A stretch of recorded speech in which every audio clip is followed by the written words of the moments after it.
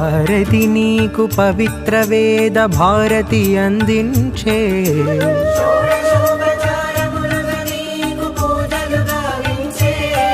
నిన్ను పూజించిన నిన్ను కీర్తించిన మాకు ఉపద్రవములు తొలగు కదా.